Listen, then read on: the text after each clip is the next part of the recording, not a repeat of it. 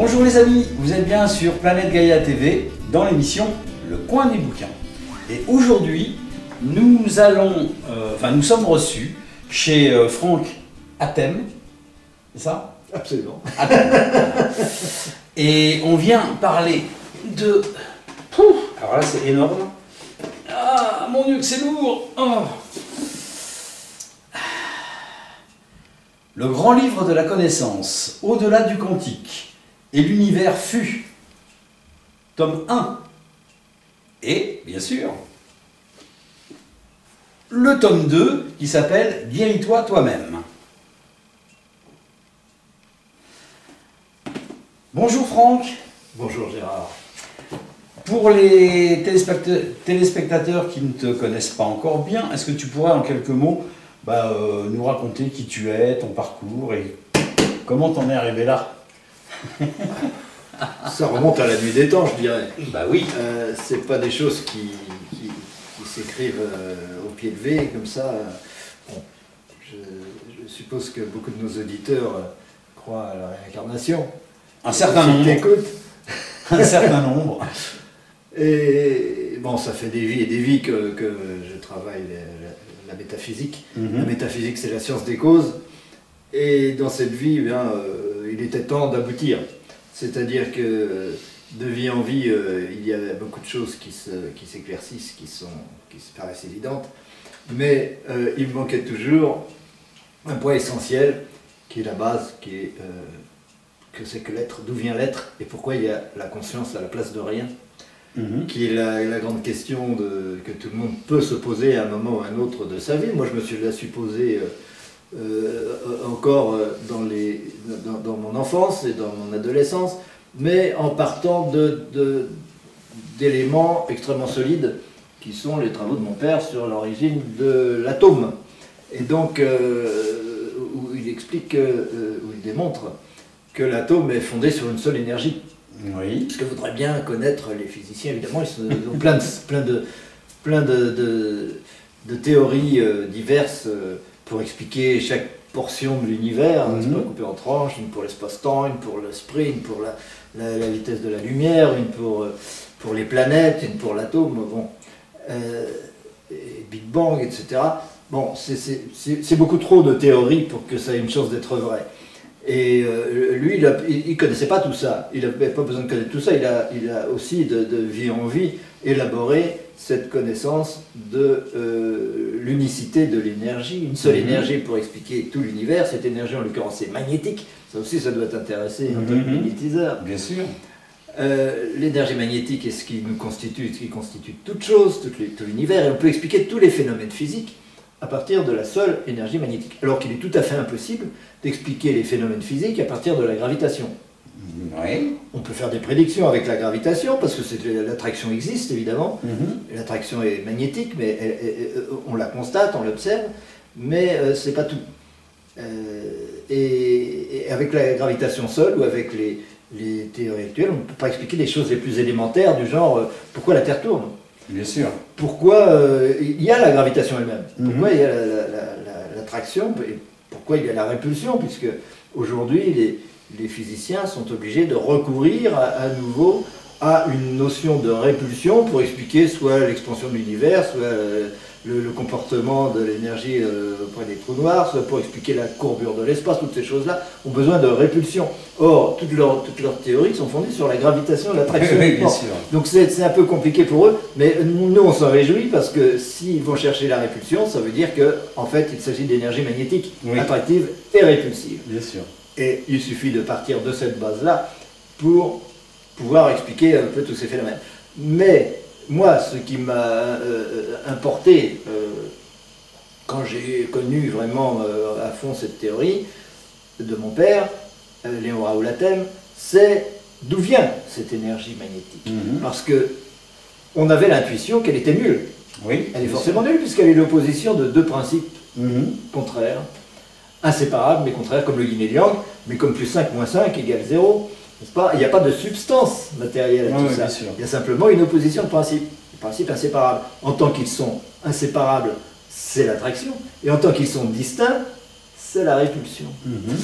Et donc, moi, ce qui m'intéressait, c'était de comprendre d'où ça vient tout ça. Et en cherchant d'où vient tout ça, j'ai compris non pas l'énergie, mais l'esprit. Ah, d'accord, ok. Alors, avant de rentrer dans le vif du sujet, tu parlais de gravitation, ça me rappelle une petite blague. J'avais assisté une fois à une conférence et la conférencière parlait de la gravitation. Et elle nous disait donc que Newton avait inventé la gravitation. Et moi j'ai levé timidement la main dans mon coin et elle me dit oui, qu'est-ce que je peux faire pour vous? Et vous savez, madame, avant Newton, les pommes tombaient déjà. Oui, surtout que Newton n'a pas parlé de gravitation à proprement parler. Il a parlé de la chute des corps et de l'attraction universelle qu'on a après traduit de diverses façons. Mais c'est avant tout un calcul, tout simplement un constat de l'attraction et de l'accélération de la chute des corps. Bien sûr. Qui est vrai, évidemment. Bien sûr, c'est vrai. Mais de là à en faire une force en disant c'est la gravitation, non. C'est la résultante de phénomènes qui sont l'attraction et la répulsion dans certaines conditions de masse relative et de position et de mouvement, etc., qui produisent ce qu'on appelle la gravitation. Mais la gravitation n'est pas en elle-même une force qui existe. Oui, non, mais tout à fait. Donc pour en revenir un peu sur ton parcours, à la base, tu es quoi? Tu es scientifique enfin, je sais pas. Moi non plus, je ne sais pas. Ah bon, d'accord, ok. Non, bon, je suis, comme étude, j'ai fait Sciences Po et diverses choses, des licences de logique, de l'économie et du droit, j'ai fait des choses diverses. Ah oui, tu as fait plein de choses, oui. J'étais statisticien pendant un bon moment, mais tout ça n'a pas beaucoup de rapport avec l'intuition qu'on peut avoir dès qu'on est enfant. Et je suis d'accord, oui. De l'approche, de la sensation qu'on a que la vérité est quelque chose qui est accessible. Et non pas quelque chose, oh là là, on ne saura jamais, l'esprit est bien trop léger, bien trop futile et bien trop partiel pour pouvoir englober la connaissance de l'univers. Pas du tout. Pas du tout. Si nous ne comprenons pas l'univers, qui le comprendra? Bien sûr. Bien sûr. Donc, alors, tu as fait des recherches pendant un certain nombre de temps. Et diverses choses. Et ça a fini par donner ces gros pavés. Oui. Qui résument en fin de compte tout le travail que tu as fait jusqu'à présent. Oui, parce que dans le premier volume de Au-delà du quantique, il y a toute l'explication de l'origine de l'esprit, d'abord, l'origine de la conscience, et par suite de l'énergie et de l'espace-temps. C'est ça qui était pour moi le plus important. Le reste, c'est la théorie de mon père sur comment cette énergie devient matière, comment devient atome, système planétaire, etc. et pourquoi. Comment tout ça fonctionne. Et l'autre, ce sont les conséquences. C'est-à-dire les conséquences, une fois qu'on a compris ces choses-là, sur le plan psychologique, sur le plan relationnel, sur le plan sociologique aussi. Qu'est-ce qu'on fait là? Comment on doit gérer sa vie? Quelle relation on peut avoir à l'univers? Et quand Glubleu nous parle de chamanisme, le chamanisme, c'est cette relation à l'univers qui, justement, consiste à vivre pleinement cette unité entre soi et l'univers, et non pas une séparation entre soi et l'univers comme on voudrait la prouver en physique. Et donc c'est cette relation qui change le comportement, et qui ferait que si on laissait la connaissance se répandre dans la population et dans les élites, etc., et bien évidemment la relation à la planète changerait. Et qu'on n'aurait plus cette tendance à l'exploiter, à l'utiliser, à s'exploiter les uns les autres, à être en concurrence les uns avec les autres, toutes ces horreurs. Non mais c'est ingouvernable ça. Absolument. Qui sont la cause de tous nos problèmes, et qui viennent uniquement d'une question d'ignorance de ce que c'est que soi, de ce que c'est que l'univers, de ce que c'est que la matière, de ce que c'est que la vie. Oui, d'accord, je comprends. Donc c'est très pratique, c'est très concret. Et ça... Tu peux donner un exemple concret? À partir du moment où j'ai la compréhension de ce que c'est que soit l'univers, soit et l'énergie, c'est la même chose. Tout est énergie, ça même les physiciens sont d'accord avec ça maintenant, un contraint est forcé, ils sont venus. Mais soit et l'énergie, c'est la même chose, c'est-à-dire que l'esprit, c'est la dualité. La même dualité qu'on perçoit à l'extérieur en tant qu'attraction-répulsion, on la vit intérieurement en tant que donner-recevoir. D'accord. En tant que moi et l'univers, moi et autrui. C'est ça notre dualité. J'ai l'impression d'être moi et j'ai l'impression qu'il y a un univers à l'extérieur. C'est la répulsion. Ouais. Mais en réalité, je suis l'univers extérieur, et donc l'attraction s'ensuit, puisque je suis cet univers extérieur. Est-ce que ça te paraît acceptable Oui, tout à fait acceptable. En tant que chaman, ça doit te paraître une évidence. Complètement. Si je peux être en communication avec les arbres, les animaux, etc., c'est que je suis les animaux, je suis les arbres, etc. C'est une seule conscience. Bien sûr. Mais pas en tant que personne. Oui, non, tout à fait. C'est pas Gérard ni Franck qui sommes l'univers. C'est la conscience. Et ça, c'est essentiel pour changer nos relations au monde. C'est de ne plus s'identifier, de ne pas s'identifier à la personne, mais à l'être. Bien sûr. C'est-à-dire à ce qui anime ce corps, qui fait partie de l'univers. Ça reprend un peu la... Enfin, d'ailleurs, ce que je vais dire est une grosse ânerie, mais c'est pas grave, je vais quand même la dire. Ça ressemble un peu à ce qui est expliqué dans le concept Jedi. Tu connais le film La Guerre des Étoiles. Et le monde entier a découvert les Jedi et la Force. Oui. Que la Force soit avec toi. Et la Force, c'est d'ailleurs ce qu'enseignait Maître Yoda à son apprenti. C'est que tout est relié ensemble et que si tu es relié à l'ensemble, l'arbre que tu vas couper, c'est aussi toi que tu coupes. Bien sûr, c'est une partie de toi. C'est une partie de toi. Et je crois que c'est la première fois où au cinéma on fait apparaître cette sensation d'unité entre tout. Oui, il y a des côtés très initiatiques dans les premiers films. Évidemment, dans les suivants, c'est du jeu vidéo. Mais les premiers films, c'était très initiatique. Tout à fait. Et moi, je dirais, cette idée que la force soit avec toi, moi, je la mets dans l'autre sens. C'est-à-dire que tu sois avec la force. Oui. C'est-à-dire qu'en tant que personne, tu te unisses au but. Parce que le but, c'est l'énergie. Et cette force, c'est le fait d'aller vers le but. Le but, c'est l'unité, c'est l'infini.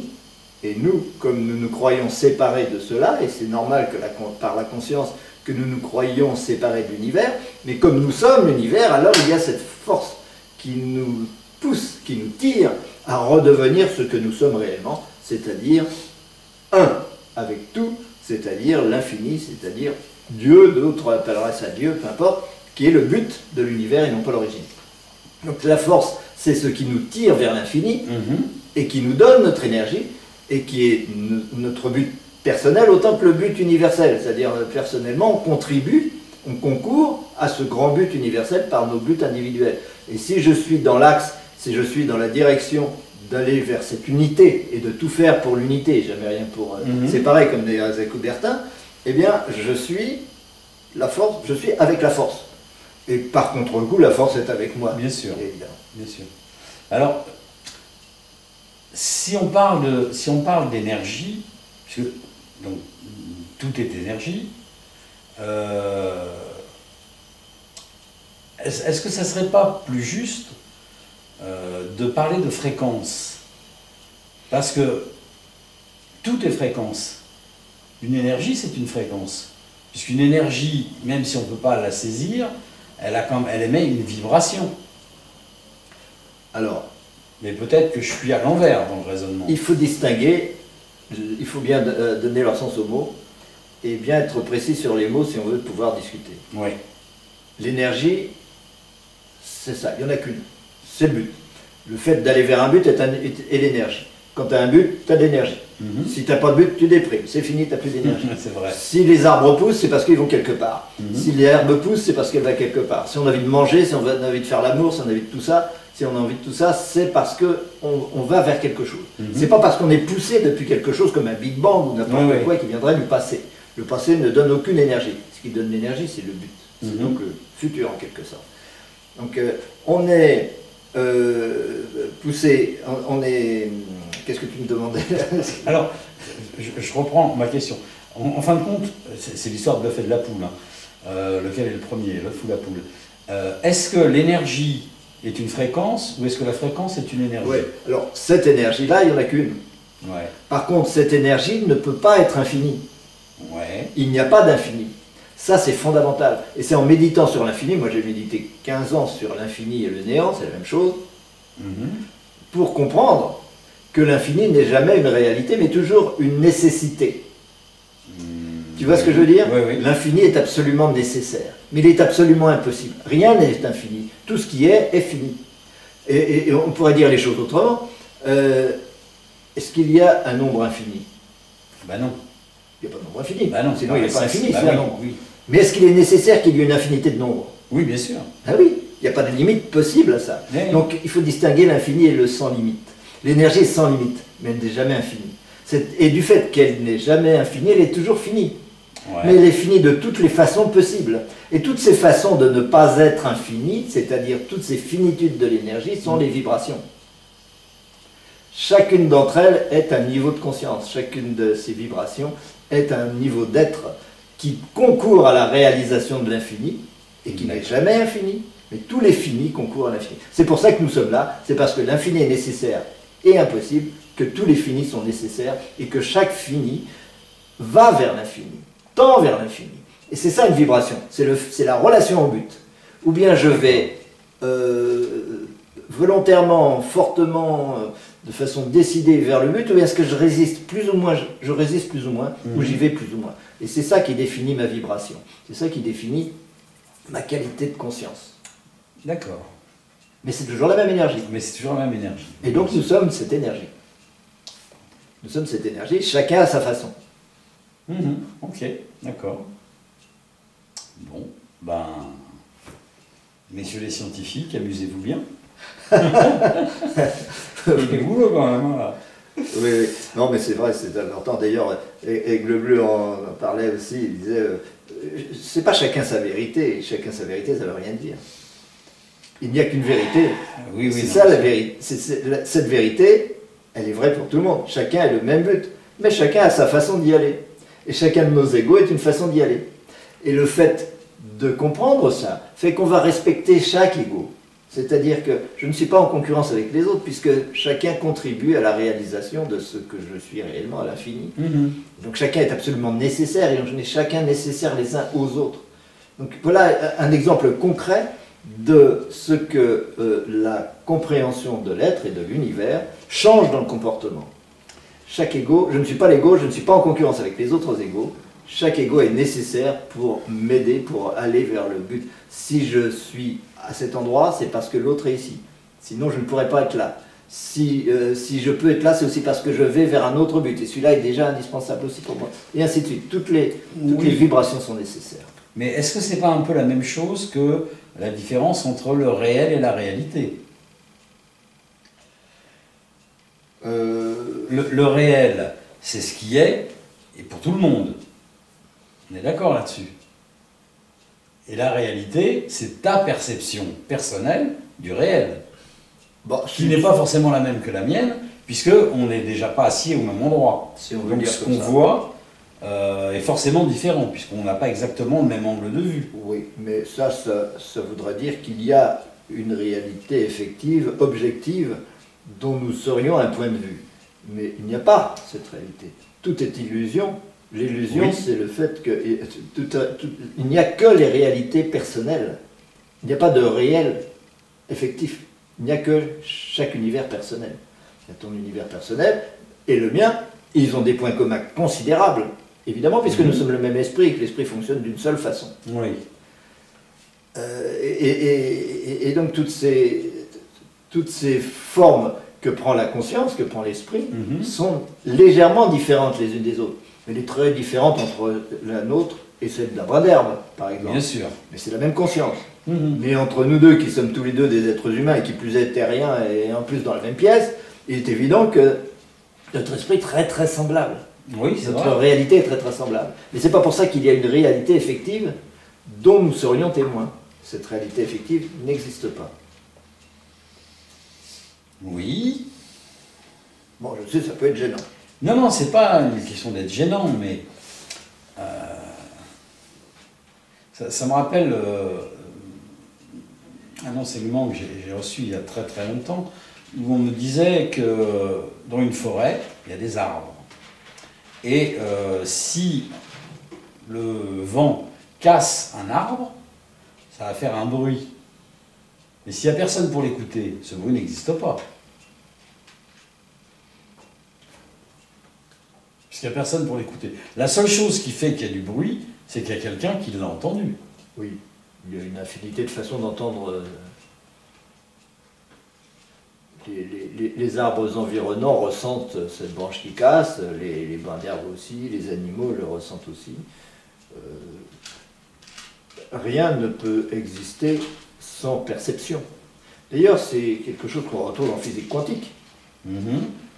Pour qu'il y ait une réalité à un moment donné, même si cette réalité est absolument relative, ouais. Il faut un acte d'observation. Il faut qu'il y ait un témoin. Oui. Le problème, c'est que la physique quantique s'arrête là. Il ne sait pas du tout ce que c'est que cet acte d'observation, ni d'où il vient, ni pourquoi. Et pourquoi, et comment il fait pour engendrer la particule, engendrer la matière. Ce qu'on explique évidemment dans ses livres. Mais toute perception n'est qu'une perception. Oui. C'est pas une réalité perçue. C'est pas un objet de conscience dont on a conscience. C'est la forme elle-même de la conscience. À un moment donné. Mais tout ça, ça peut paraître des affirmations gratuites, mais ça se démontre de façon très méthodique et très rationnelle. Ah bon? Extrêmement rationnelle. D'accord. Et on trouve ça dans le bouquin? Bien sûr. Ok, d'accord. Si c'était pas rationnel, ça n'aurait pas d'intérêt. C'est pas magique, c'est pas comme ça des hypothèses comme on en fait dans toutes les sciences ou dans toutes les philosophies. Il n'y a pas d'hypothèse. La métaphysique consiste à ne pas faire d'hypothèse. Si on fait des hypothèses, c'est foutu. On ne peut rien vérifier puisqu'il n'y a pas de réalité objective. Oui. Vouloir vérifier une hypothèse, c'est déjà affirmer qu'il y a une réalité objective. C'est déjà beaucoup trop. On est déjà dans un schéma où on s'empêche de comprendre. D'accord. Donc il ne faut pas faire d'hypothèse et aboutir, et c'est ce qui se passe, quand on ne fait pas d'hypothèse, on peut aboutir à la compréhension de tous les phénomènes physiques et de l'existence de l'univers, etc. Alors que si on en fait, c'est fini, on ne comprend plus rien. On ne comprend pas d'où vient la matière, on ne comprend pas d'où vient l'énergie, on ne comprend pas ce que c'est que l'espace et le temps, on ne comprend pas l'esprit, la lumière, etc. Tout ça, ça devient bouteille à l'encre parce qu'au départ, il y avait des hypothèses. Donc il n'y a jamais de certitude quand on parle d'hypothèse. Ah oui, d'accord. Mais c'est humain de faire des hypothèses. Ah oui, puisque... Et on est très humain. Puisqu'on a horreur de la vérité. L'être humain a horreur de la vérité, le mental a horreur de la vérité, il passe son temps à essayer de la fuir, même s'il prétend la chercher. Ça pas cette impression? Oui, tout à fait. Mais c'est... Alors, je vais dire les choses un peu crûment, mais c'est pas un peu... comment te dire ça? C'est pas un peu brasser... c'est pas un peu brasser de l'intellect? Parce que ça reste quand même vachement intellectuel. On ne peut pas passer au supramental sans porter le mental à son paroxysme. Ouais. Et on a tous pour mission de passer dans le supramental. L'être humain, il est mental, il veut y rester. Mais s'il fait la démarche de pousser ce mental jusqu'à... pour le réaliser sa mission, et bien à ce moment-là, il va passer dans le supramental. Et passer dans la 5e dimension, donc les vibrations supérieures auxquelles tu aspires comme moi, comme tous les gens qui nous écoutent, c'est ce qu'on appelle le supramental. Et on ne peut pas passer dans le supramental si on n'a pas le mental inférieur. Le mental inférieur est absolument nécessaire. Évidemment, ce n'est pas la démarche de tout le monde. Ah oui, non, ça c'est évident, oui. Parce qu'on veut s'en tenir au mental. Et dans ce cas-là, il n'y a pas d'issue. Et on a l'impression de faire du mentalisme, de l'intellectualisme, etc. Mais on peut en sortir. On est là pour en sortir. On est là pour en sortir. Ok, oui. d'accord. Évidemment, là, on confirme ce qui n'est pas mental.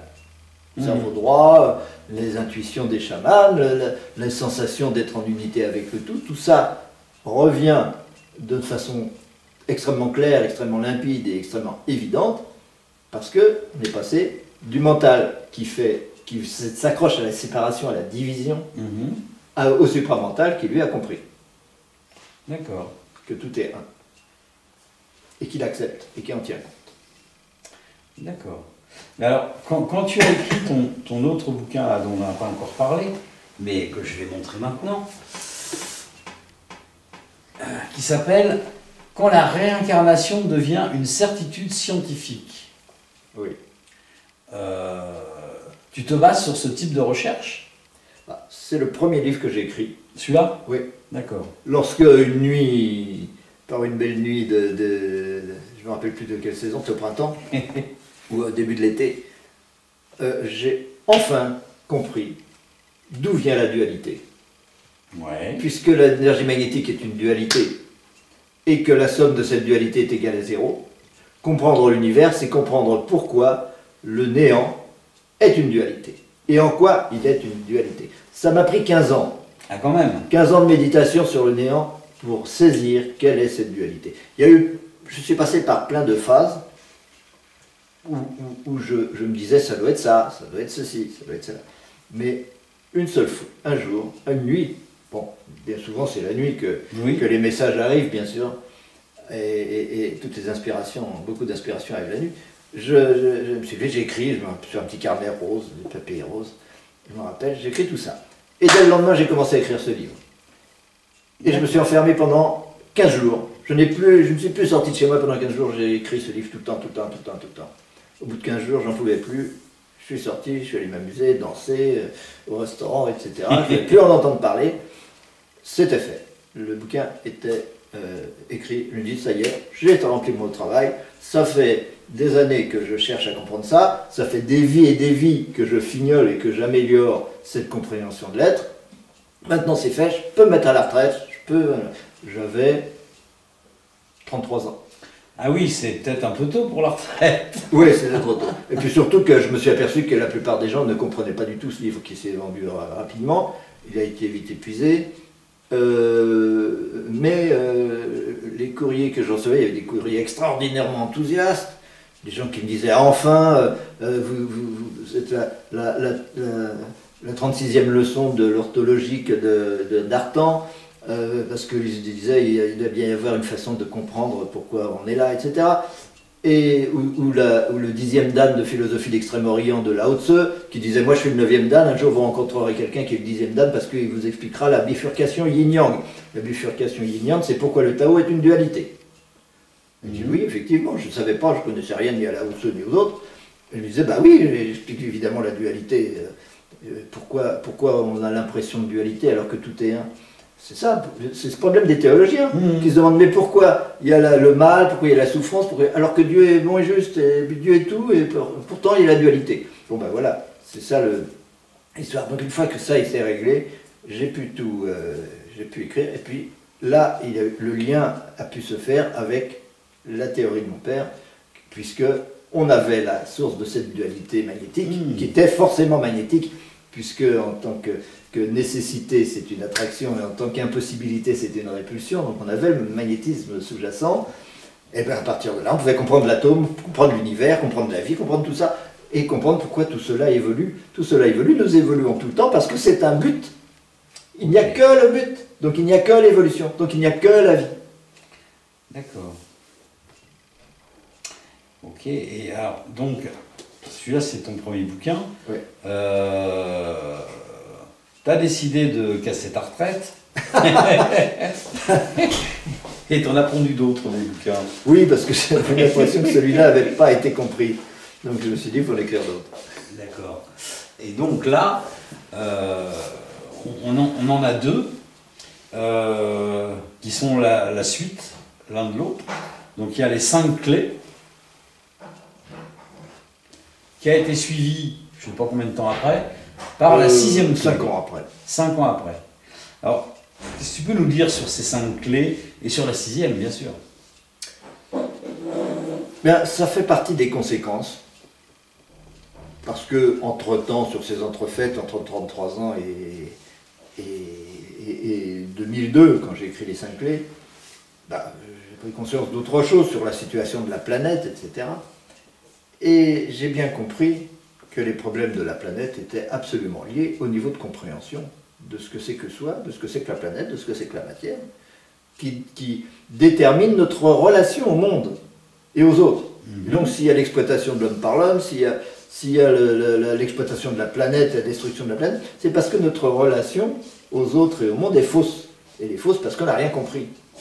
Et donc je me suis dit, voilà, on a une situation planétaire qui est dramatique, il faut bien le dire, par certains côtés, et qu'il faut absolument corriger. J'ai entre les mains quelque chose qui pourrait permettre de changer ça. C'est la première clé. C'est la première clé. La deuxième clé, c'est les conséquences relationnelles, psychologiques pour se changer soi-même. Parce que si je change ma relation au monde, je change aussi le monde autour de moi. Le monde autour de moi. Bah oui, bien sûr. Mais, et c'est deux choses différentes, de saisir mentalement la cause des choses, la métaphysique, la haute métaphysique, et puis l'ontologie qui est la façon d'être dans ce monde. Et cette façon d'être, c'est donc la deuxième clé. C'est savoir comment se comporter. Puisque je sais quel est le but,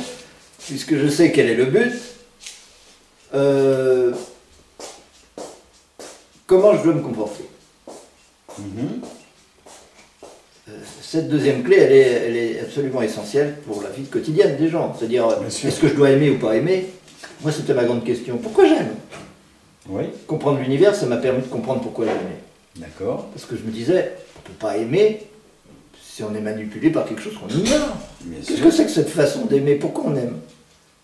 Évidemment, c'est spontané. Tout le monde a envie d'aimer. Et pourquoi? Ce premier livre m'a permis de le comprendre. D'accord. Et ça libère quelque chose. Ça ouvre un robinet énorme. Et ça permet donc de changer tous les comportements à partir de là. Ça donne la confiance en soi, ça donne la volonté de ne pas nuire, de ne pas mentir, d'être authentique, de tout un tas de choses absolument nécessaires, la gestion des émotions, plein de choses. Et donc ça pour moi c'est la deuxième clé. L'homme change de comportement lorsqu'il a la compréhension métaphysique. Puis il y avait d'autres clés aussi dont j'avais l'intuition, que je connaissais, ou que je pratiquais depuis longtemps, sur le plan énergétique par exemple. Toi, en tant que magnétiseur, c'est une clé aussi d'ailleurs, ou d'agir par d'autres façons, puisqu'il y a une hiérarchie des causes entre la métaphysique qui est en haut, la psychologie qui découle des croyances métaphysiques, la circulation énergétique dans le corps qui découle de la psychologie, et au bout du compte, la manifestation dans le corps physique. Donc il y a aussi une conséquence physique et au niveau de la santé directement de cette compréhension-là. Et puis il y a tout ce qui est sociologique. Qu'est-ce qui découle de ça? Alors, dans ce livre, évidemment, je parle de l'origine de l'humanité. Je parle de l'avenir de l'humanité aussi. C'est-à-dire, pourquoi est-ce qu'on en est dans cette situation? Qui a pris l'humanité pour en faire une bande d'esclaves et comment en sortir? Ces clés-là, c'est pour en sortir, justement. Parce qu'on n'est pas des esclaves. Bien sûr. Comme disait Gandhi, du jour où l'esclave décide de briser ses chaînes, ou décide qu'il n'est pas un esclave, ses chaînes sont brisées. Cette chaîne tombe. Simplement parce qu'il dit « je ne suis pas un esclave ». Oui. Mais pour ça, il faut savoir qui on est. Parce que tant qu'on ne sait pas qui on est dépendant du monde extérieur. Oui. Et si on est dépendant du monde extérieur, eh bien parce qu'on a peur d'être soi, on a peur de la vérité, on a peur de la réalité de l'être, eh bien on se met en dépendance par rapport à tout le monde extérieur. Oui. Oui. Mais tu connais le vieux proverbe qui dit on n'enchaîne pas un homme qui marche. Okay. Si on est en marche perpétuelle, on ne peut pas être des esclaves. Donc, en fin de compte, ta clé, c'est la clé qui te permet d'aller marcher, quoi. C'est la clé qui fait qu'on a compris qu'on était un mouvement et non pas une étape dans l'évolution. C'est la même chose. Oui, c'est la même chose. Nous sommes l'évolution elle-même, nous ne sommes pas l'ego, qui est une photographie à un moment donné de cette évolution. Donc si je m'identifie à l'évolution elle-même, c'est-à-dire si je m'identifie au but et à l'énergie, je suis libre. Mais si je m'identifie à l'ego, c'est-à-dire une personne avec un corps, machin, je suis un esclave. Parce que l'identification à l'ego me rend dépendant de tout le reste, de tout ce qui n'est pas cet ego. Alors que si je suis le mouvement, c'est l'inverse. Tout ce qui n'est pas cet ego contribue à la réalisation de cet ego. D'accord. et là pour le bonheur de cet égout, d'une façon très différente d'aborder l'univers, d'aborder sa perception de l'univers. Donc là, on a vu 3 clés. Oui, même 4 clés. Même 4, même 5. Ces relations, elles aboutissent à plein de choses au niveau politique, au niveau des relations sociales, et elles encouragent aussi à la création d'éco-villages, de modes communautaires de vie dans l'autonomie, ce que nous faisons, ce que nous encourageons beaucoup, avec le bleu aussi, donc le fait aussi, hein, son livre. Autonomie, le vilain mot. Oui. Oh, le vilain mot. Mais oui, mais... Tu vas pas te faire apprécier de nos gouvernants, là. Bah, ça, c'est leur problème. La question, c'est que eux-mêmes ne savent pas qui ils sont. Ouais. Donc, ils sont dépendants de leurs esclaves. Ils ont besoin de leurs esclaves pour avoir du pouvoir. Mais bien sûr. Qu'est-ce qu'ils feraient sans ces esclaves? Bien sûr, bien sûr. Donc, ils ne savent pas qui ils sont. Les esclaves ne savent pas non plus qui ils sont. Eh bien, que chacun sache ce que c'est que la conscience, ce que c'est que l'énergie, ce que c'est que l'être, ce que c'est que l'univers, etc. Et alors, il n'y a plus ni esclave ni maître. Il n'y a plus que liberté, joie, paix, ce que vous voulez. Oui, c'est aussi une vision du monde. C'est la caverne de Platon. Oui. Non? Oui, si on veut. Caverne de Platon, pour les auditeurs qui ne connaissent pas la caverne de Platon, dans la caverne, tous les humains sont attachés vers le fond de la grotte. Ils ne peuvent voir que dans une seule direction.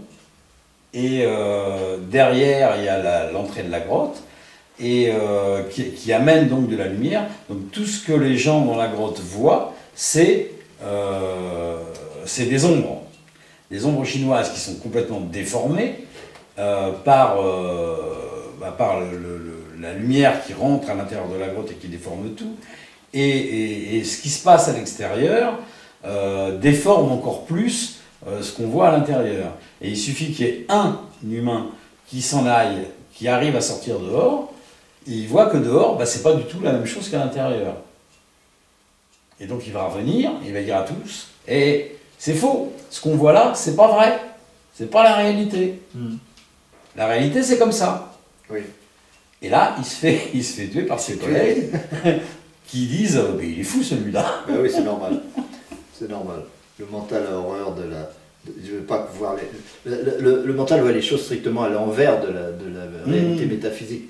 Donc il y est attaché, il en a besoin, c'est son boulot. Il a peur de ce qui remet ça en cause, parce que ça remet en cause l'ego. Il est là pour défendre l'ego. Et donc voilà, il veut détruire, il veut tuer le poète qui a dit la vérité. C'est tout à fait normal. Bien sûr, bien sûr. Et donc on arrive à la 6e clé alors. Ah oui. Oui, la 6e clé, c'est une autre façon encore de c'est la clé vibratoire, t'as voilà, marqué. La clé vibratoire, c'est au quotidien une façon de revenir, d'améliorer sa relation avec le monde, avec des méthodes très concrètes, avec des compréhensions beaucoup plus concrètes, beaucoup plus immédiates, beaucoup plus... mais je veux dire, vibratoirement, ça veut dire changer sa vibration, et changer sa vibration, ça passe de toute façon à la base par une compréhension différente, mais en même temps, il y a des trucs, je dirais, des façons très simples et très concrètes de s'aider, d'aider soi et d'aider les autres à passer une coche, à passer un niveau de relation différent, meilleur, qui apaise, qui améliore les relations entre les gens, entre les hommes, et bien sûr. Entre les hommes et leur environnement naturel, évidemment. D'accord. Ça fait quand même un sacré boulot. Hein. Oh, mais encore plein d'autres choses. Mais encore plein d'autres choses. Il y en a 15 des livres, alors. Ah, on va peut-être pas parler des 15 dans cette émission-là. On fera d'autres émissions dans ces conditions. Avec plaisir. Ben écoute, Franck, pour terminer, tu as une conclusion peut-être? Oh, La conclusion, c'est... Ça, c'est la question piège. Oui. Aigle Bleu nous disait il y a une vérité. On n'est pas... Chacun sa vérité, ça ne veut rien dire. Évidemment, il n'y a qu'une seule vérité. La vérité qui fait agir un loup, un ours, est la même vérité qui fait agir un autre loup, un autre ours. On ne veut pas dire qu'ils ont chacun leur vérité. Quand un arbre pousse, il a sa vérité, mais il a un autre arbre qui pousse là-bas, il a exactement la même vérité. Bien sûr. Et entre l'écureuil qui se promène sur un arbre et l'arbre lui-même, c'est la même vérité aussi. S'ils n'avaient pas la même vérité, ils ne pourraient pas être en communication les uns avec les autres. À partir du moment où nous communiquons et que les mots que je dis ont un sens pour toi, on comprend. Bien sûr. On se perçoit même. À la limite, on s'aime. On peut s'aimer parce qu'on communique et parce qu'on peut se comprendre. Et notre but, c'est de s'aimer de plus en plus en communiquant de mieux en mieux, en se comprenant de mieux en mieux. Ça veut dire se rapprocher de cette vérité qui nous est commune, de cette intimité qui nous est commune, qui est réelle et qui est notre vraie nature. D'accord. Et dont dépendent toutes les apparences qui nous séparent. Il y a des tas de choses qui nous séparent, on ne vient pas du même endroit, on n'a pas la même éducation, on n'a pas la même religion, on n'a pas tout ça, on n'est pas habillé pareil, on a tous des mémoires bien sûr. différentes qui nous isolent un peu dans un ego, mais au cœur de tout ça, ce qui est au cœur de l'être est commun à chacun d'entre nous. Bien d'accord. Ce n'est pas chacun sa conscience, ou chacun sa vérité, ou chacun l'être, non, ou chacun Dieu, non. Chacun est le même être. Et ce qui en moi pense, et ce qui en moi aime, est le même être qui en toi pense et qui en toi aime. Bien sûr. C'est pour ça d'ailleurs que nous avons la même façon de percevoir l'univers, que si nous le percevons sous forme atomique, planétaire, etc., c'est pas un hasard. Et elle ne sera pas différente entre nous, parce que la nature de l'être, elle est la même. C'est pas deux êtres différents. On croit toujours que nous sommes plusieurs esprits ayant conscience d'un univers objectif, d'une réalité effective. C'est exactement l'inverse. Nous sommes un seul esprit, une seule conscience, qui perçoit en même temps une infinité potentielle d'univers personnels différents. Chaque univers personnel est différent, c'est chacun une vibration différente. On peut dire que tous ces univers personnels sont des illusions, certes, mais ils sont absolument nécessaires et indispensables et d'une utilité totale, il faut remercier pour ça. Mais ce qui perçoit cela, c'est un seul être, parce qu'il y a un seul but, et que la conscience, c'est le fait d'aller vers le but, c'est-à-dire c'est le fait que l'infini n'est pas possible, mais qu'il est nécessaire en même temps. Bien. Et ben voilà, voilà une belle conclusion. Il faudrait que j'arrête écrire pour une prochaine fois. Oui, tout à fait, oui, bien sûr. Mais tu pourras la regarder en regardant la vidéo sur Planète Gaïa TV. Planète Gaïa voilà. TV. Chers amis, notre émission est terminée. Je vous remercie de votre attention. Donc, comme je viens de le dire, vous êtes toujours sur Planète Gaïa TV et nous étions dans l'émission Le Coin du Bouquin et nous étions chez Franck à Thème. Merci Franck. Et merci de ta visite. À la prochaine. Très bientôt, j'espère. Au revoir. Au revoir. Voilà, mes amis, c'est terminé. Planète Gaïa vous remercie de votre attention. Si cette vidéo vous a plu, n'hésitez pas à faire un j'aime, le pouce en haut, pour nous faire part de votre contentement. Mettez-nous des petits commentaires parce que ça fait toujours plaisir et ça nous permet de rectifier les choses s'il y a des choses à rectifier. N'hésitez pas à nous soutenir sur Tipeee en allant sur le site qui est écrit en dessous de la vidéo de façon à nous soutenir à partir de 1 € jusqu'à 1 million d'euros si ça vous fait plaisir, il n'y a pas de problème. Il faut savoir que plus vous serez nombreux à nous financer, à mettre de l'argent sur Tipeee, plus le budget sera important, plus on pourra prévoir un certain nombre de vidéos. Donc là, on essaye de tourner à peu près une vidéo tous les 10 jours. Mais le but pour nous, c'est d'en faire au moins une par semaine. Mais pour ça, on a besoin de vous et on a besoin de moyens. Donc, n'hésitez pas, on vous attend. Et je vous dis à la prochaine pour de prochaines aventures.